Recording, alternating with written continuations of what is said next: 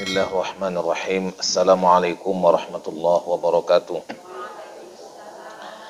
Alhamdulillahirabbil alamin wassalatu wassalamu ala nabiyyina Muhammadin wa ala alihi wa sahbihi ajma'in. Rabbi shrah li sadri wa yassir li amri wahlul 'uqdatam min lisani yafqahu qawli. Alhamdulillah pada sore ini kita bisa melanjutkan kajian tadabbur Al-Quran. Kita akan bahas surat Wasyamsi wa duhaha. Surat ini diturunkan di Mekah. Jumlah ayatnya ada 15 ayat.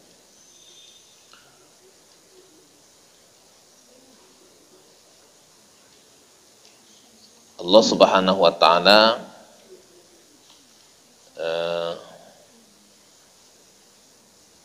bersumpah dengan makhluk-makhluknya yang ada di langit dan yang ada di bumi.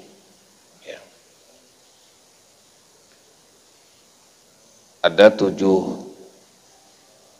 macam Allah Subhanahu wa ta'ala bersumpah dalam surat ini, dan ini paling banyak nih, paling banyak. Bagaimana? 8 sumpah bagi 2, betul. Ya. Ya. Ada yang bilang 7 sumpah karena 7 ayat. Ada yang bilang 7, ya.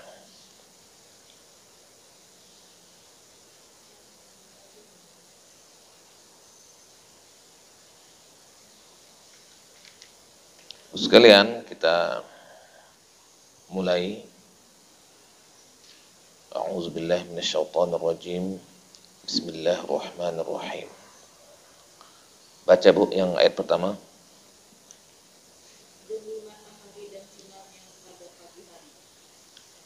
Demi matahari dan sinarnya pada pagi hari. Allah Subhanahu wa ta'ala bersumpah dengan matahari. Kita tahu bersama bahwa kalau Allah Subhanahu wa ta'ala bersumpah dengan makhluknya, maka objek yang menjadi sasaran sumpah itu punya kepentingan atau punya sesuatu yang penting. Allah bersumpah dengan matahari. Wasyamsi. Apa guna matahari untuk kita?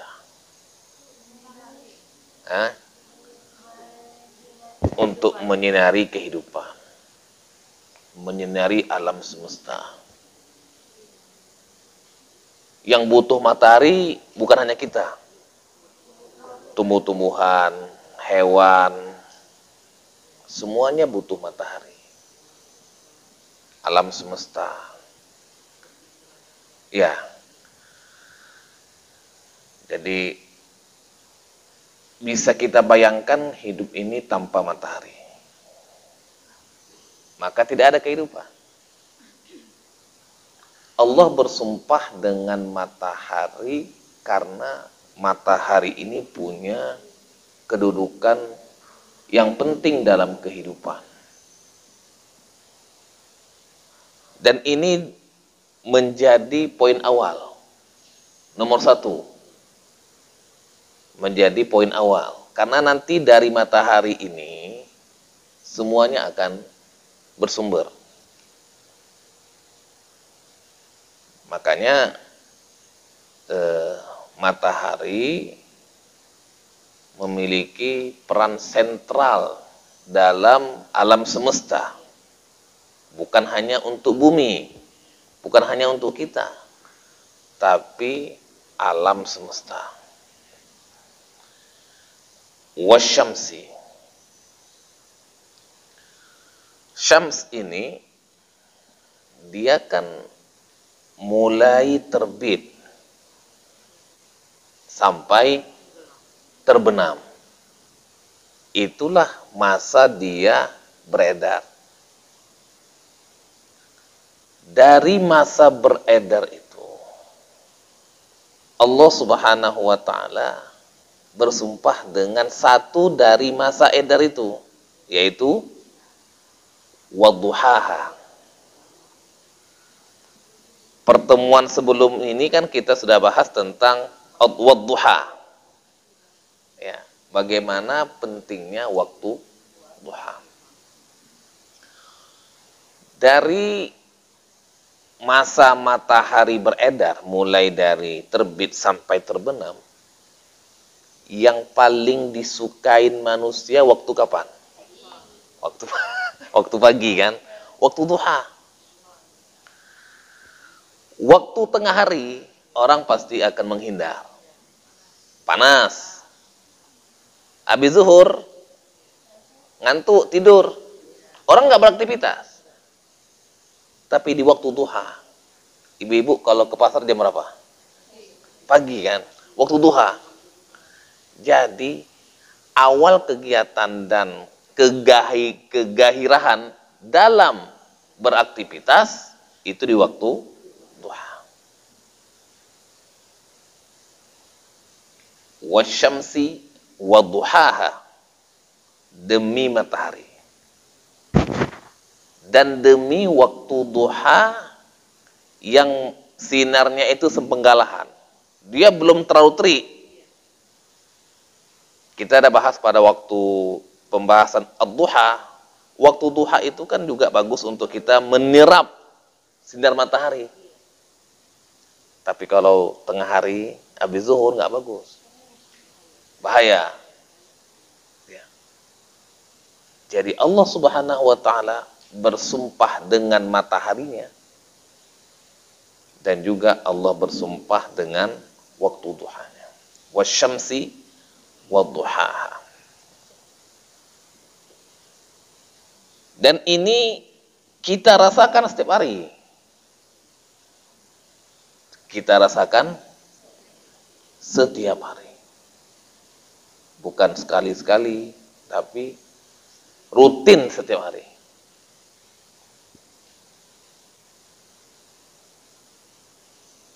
Jadi apa yang kita rasakan dari mulai bangun tidur sampai menjelang maghrib itu berkah dari matahari. Dengan sinarnya, dengan manfaatnya bagi alam semesta. Ya.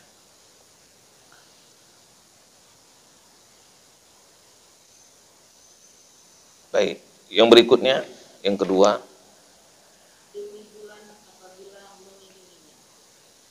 dan demi bulan apabila mengiringinya, mengikutinya. Jadi matahari dulu, baru bulan. Jadi sinar bulan dapatnya dari matahari.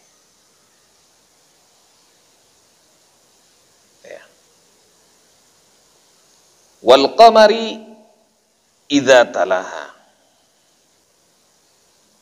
dan demi bulan yang bersinar.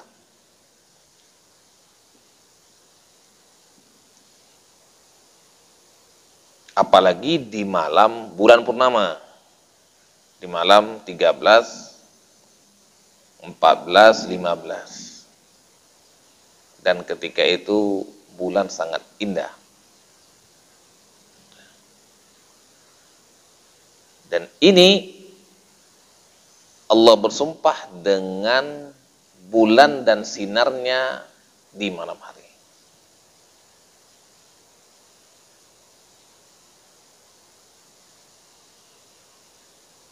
Bayangkan kalau tanpa bulan, gelap gulita. Bayangkan selama sebulan itu nggak ada purnama. Ya. Jadi Allah bersumpah dengan bulan.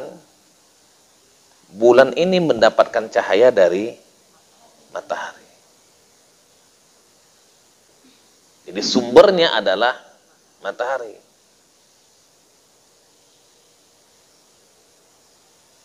Bulan itu sendiri kan nanti dalam masa edarnya kan bermacam-macam. Ada bulan sabit, ya kan? Kan tidak setiap, enggak sebulan itu dia langsung purnama. Ada kecil, ada bulan sabit, nanti dia setengah, nanti dia penuh. Habis itu nanti lama-lama dia baik lagi. Coba. Matahari ada seperti itu. Matahari sebagaimana dia terbit, begitu dia terbenam. Nggak ada kurang-kurang deh kan? Kecuali gerhana. Tapi bulan, dia berfase-fase, bertahap-tahap deh. Jadi matahari setiap hari dia full tampil, bulan ada masa kapan dia full tampil. Nah. Dan Allah Subhanahu wa taala bersumpah dengan bulan itu punya maknanya. Ya.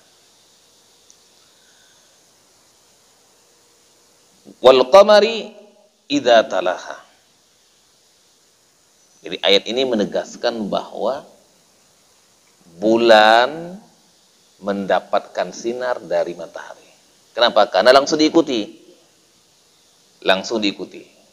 Begitu matahari terbenam, langsung diikuti oleh bulan yang muncul.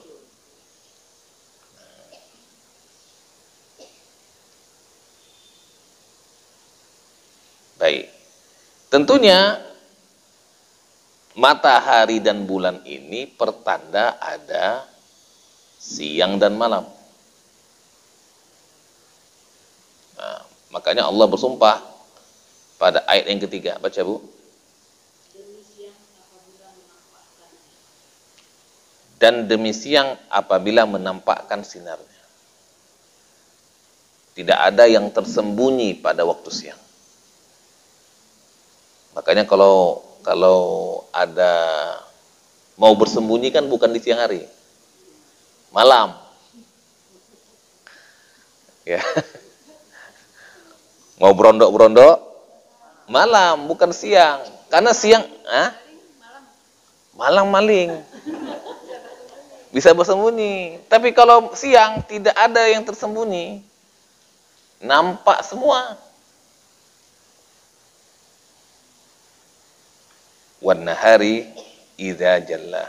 Mulai dari dia terbit waktu duha sampai menjelang siang begini, sore begini, kan nampak. Nggak ada yang tersembunyi. Jadi matahari membuat semuanya nampak. Terang. Oke. Wan nahari idza jallaha. Lanjut, yang keempat.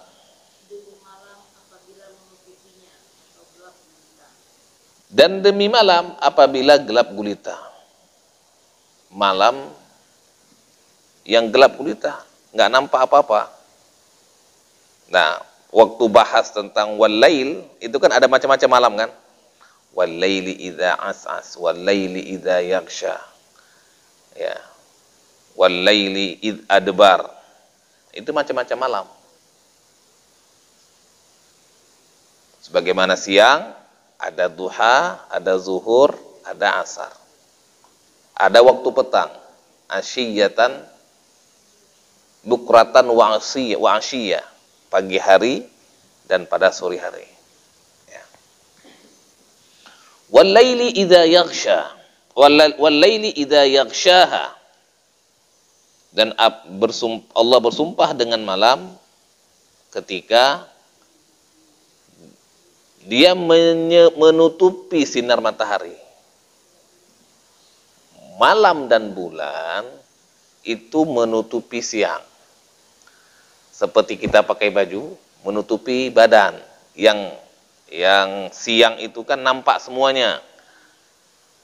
Ketika malam hari, maka kegelapan itu menutupi siang.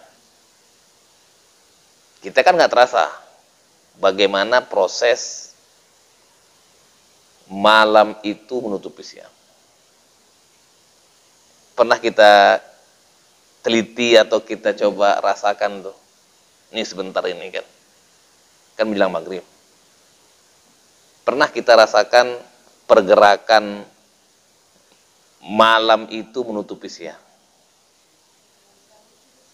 Kenapa? Lagi adzan maghrib, tapi kan kita udah fokus ke maghrib. Ya, nyaris kita tidak merasakan. Nah, nyaris kita nggak merasakan. Kecuali misalnya kita sengaja pergi ke pantai, laut, untuk merasakan sunset. Itu baru terasa tuh. Kita sholat di situ, baru kita bisa merasakan bagaimana pergeseran dan malam itu menyelimuti siang. Jadi seakan-akan dia menutupi bumi ini dengan malamnya.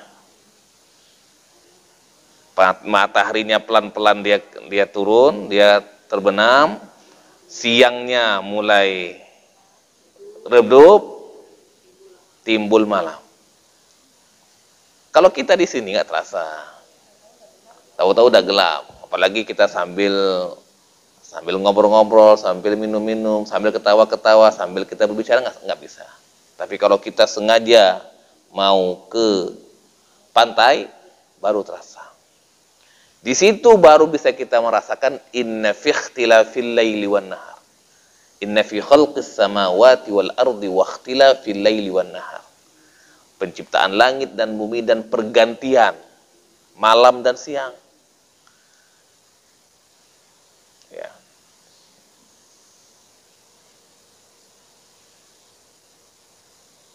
Nah, Ibu sekalian, yang kelima, baca.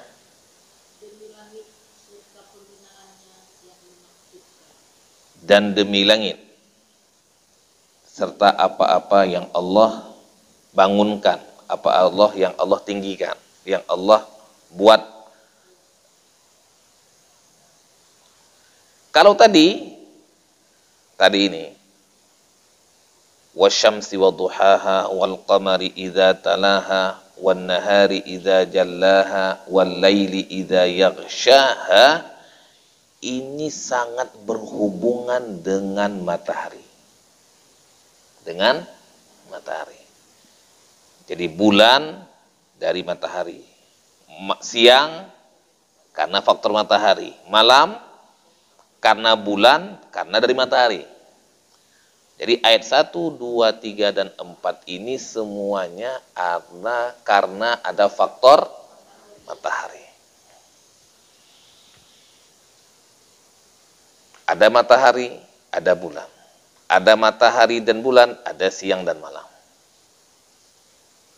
Kalau nggak ada dua-duanya, nggak ada siang, nggak ada malam, nggak ada kehidupan.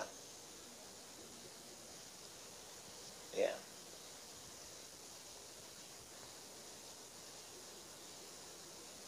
Baik. Yang kelima, Allah bersumpah dengan langit. Kalau tadi itu bulan dan matahari, ini sekarang langit. As-sama. Bagaimana Allah tinggikan, bagaimana Allah bangun. Dan demi langit, kita pernah memikirkan tentang langit. Gimana cara Allah membangunnya. nggak ada tiang, tak berbatas. Dari apa terbuat, nggak pernah kita pikirkan. Kita cuman lihat aja. Itu pun kalau ingat kita lihat ke atas. Kalau kita nggak ingat, kita kan nggak lihat langit. Biasanya kita lihat apa? Bumi aja yang ada di sekitar kita. Tapi tentang langit, jarang kita lihat.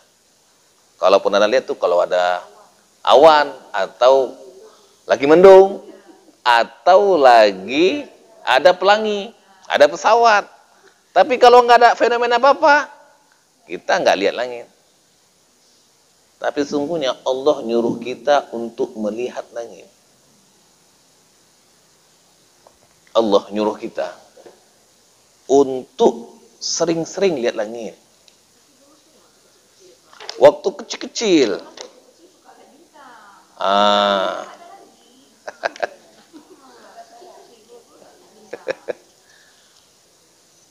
Coba buka surat Al-Muluk.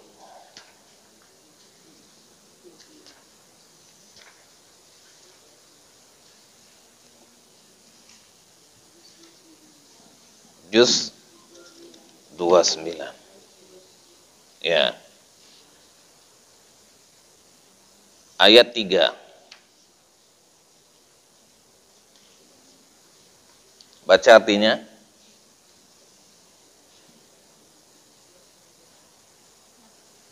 Ya. Yang menciptakan 7 langit berlapis-lapis. Ya. Tidak akan kamu lihat sesuatu yang tidak seimbang pada ciptaan Tuhan. Yang Maha Pengasih. Ya. Maka lihatlah sekali lagi. Maka lihatlah sekali lagi. Adakah kamu lihat sesuatu yang cacat? Oke. Terus? Kemudian ulangi pandanganmu sekali lagi dan Sekali lagi. Niscaya Sekali lagi dan sekali lagi. Jadi berapa tuh? Berkali-kali. Allah nyuruh kita banyak melihat langit. Ya. Supaya apa? Supaya kita bisa merasakan bagaimana bentuk kekuasaan Allah Subhanahu wa taala di langit. Karena di langit bukan hanya bisa kita lihat langit, tapi tadi bisa kita lihat matahari, bisa kita lihat bulan. Ini kan yang besar. Masih ada yang lain. Ada planet-planetnya, ada kometnya, ada bintang gemintangnya. Itu belum lagi nanti Allah bersumpah dengan bintang. Wan najmi idza hawa. Allah bersumpah lagi. Nah. Jadi Allah Subhanahu wa taala bersumpah dengan langit dan apa-apa yang Allah bangun di langit itu.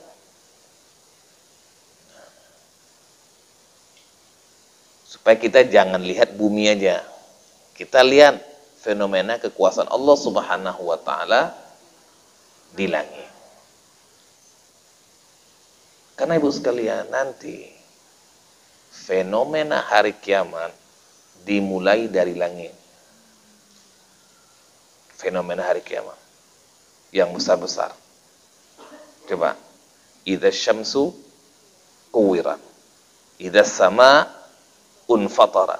Kan dimulai dari langit. Jadi puas-puasin lihat langit. Nanti dari situ tanda-tanda besar hari kiamat.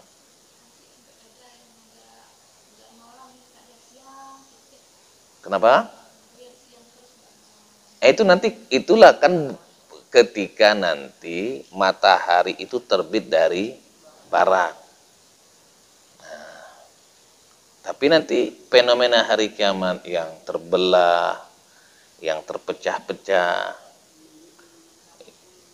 yang tergulung, itu kan yang nggak pernah kita lihat. Kita lihat kan hari ini langit itu terhampar, ya kan? Nah, baik, yang keenam, dan demi bumi serta penghamparannya. Bumi Allah bersumpah dengan bumi serta penghamparannya. Maksudnya apa yang Allah hamparkan. Sekarang apa yang Allah hamparkan bagi kita? Bumi itu mudah untuk kita berjalan di atasnya. Walaupun ada gunung, ada jalan yang mendaki, ada jalan menurun, ada di lurus, kita kan gampang. Dihamparkan bagi kita jalan itu dan dimudahkan. Ya.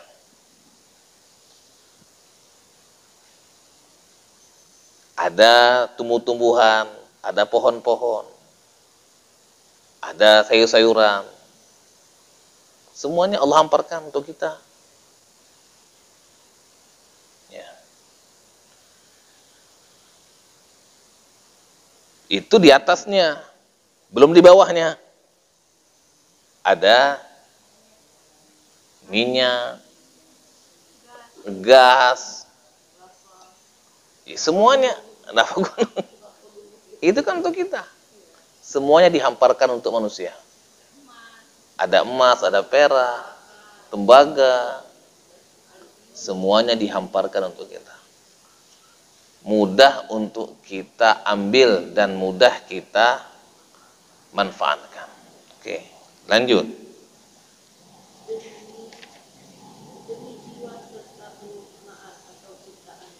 Dan demi jiwa dan apa-apa yang Allah telah sempurnakan. Nah, sekalian, jadi ini kalau kita lihat secara urutannya, langit, matahari, bulan, malam, siang, langit dan bumi. Ini semua untuk siapa? Untuk manusia. Allah siapkan ini untuk manusia. Allah bersumpah dengan matahari, dengan bulan, dengan siang, dengan malam, dengan langit, dengan bumi. Untuk siapa? Manusia. Kenapa? Iya, makhluk lain-lain untuk siapa juga? Maksud ibu, makhluk lain siapa? Hewan. Itu untuk siapa? Manusia. Sapi untuk siapa? Manusia. Kambing untuk kita manusia. Jadi semua yang ada itu ada manusia. Langit dan bumi, malam siang, matahari bulan, ada karena siapa? Karena manusia. Karena Allah untuk manusia.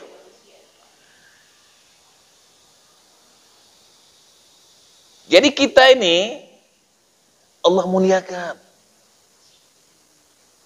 Penciptaan manusia ini sengaja untuk Allah muliakan. Semua ini ada karena ada manusia. Nah, manusia ini Allah sempurnakan dengan nafsu. Wa nafsin wa ma sawwaha. Manusia ini Allah ciptakan ada nafsunya, ada jiwanya. Sekarang ibu sekalian, ini kalau kita lihat fisik kita, ini kan fisik. Ibarat HP itu. HP yang berharga apanya? LCD sama memorinya kan? Barang itu? Enggak. Sekarang fisik kita nih, yang berguna apanya? Jiwa. Yang tangan, mata, kepala, ini kan cuman casing aja. Yang berharga dari manusia apa? Jiwa. Allah ingin katakan, wa nafsin wa masawwaha. Jadi, semua ini aku ciptakan untuk manusia. Tapi manusia ini yang paling berharga dalamnya adalah jiwanya. Makanya nanti ada nafsul mutmainnah, ada nafsun lawamah, ada nafsun ammaratun bisu. Kita punya tiga bentuk kejiwaan.